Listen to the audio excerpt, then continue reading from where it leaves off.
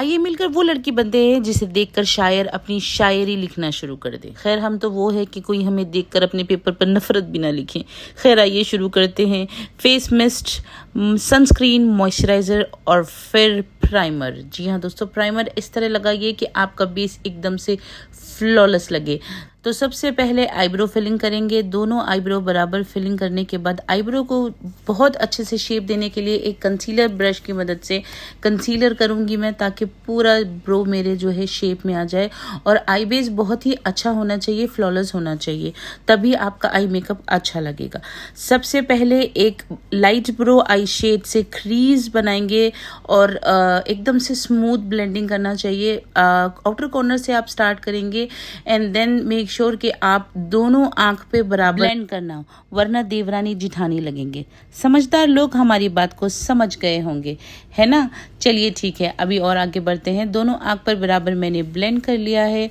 अब मुझे लग रहा है कि मुझे थोड़ा सा आउटर कॉर्नर पे और डार्क करना चाहिए, तो मैं अभी और ब्रश घुमाऊंगी यहाँ पर एंड देन जिंदगी की चमक को थोड़ा आंखों पे भी दिखाते हैं, यानी कि दोनों side half half shimmer apply करूंगी और फिर ऐसा लाइनर और मस्करा लगाएंगे कि शायद ही बोल पड़ेगा कि उफ ये शरबती आंखें, इन्हें देखकर जी रहे हैं सभी। देखो बहिन, चांद पर भी दाग है और इसी तरह हमारी आंखों के नीचे भी डार्क सर्कल्स और चेहरे पे थोड़े थोड़े दाग धब्बे हैं, जिसे हम ऑरेंज करेक्टर की मदद से छुपाएंगे और इस तरह छुपाएंगे कि हमारी गलतियां तक भी इससे छुप जाए। अब हम डायरेक्ट फाउंडेशन लेकर अपनी ब्लेंडर से ब्लेंड करेंगे। इस तरह से स्मूथ ब्लेंडिंग और इस तरह से इतना प्यारा बेस आएगा कि आपका शौहर भी आपके ऊपर शायरी थोपने लगेगा। अब कंसीलर की मदद से टी जोन एरिया अंडर आई को इतना हाईलाइट करना है जितना कि हम अपनी शादी में भी हाईलाइट नहीं हुए थे।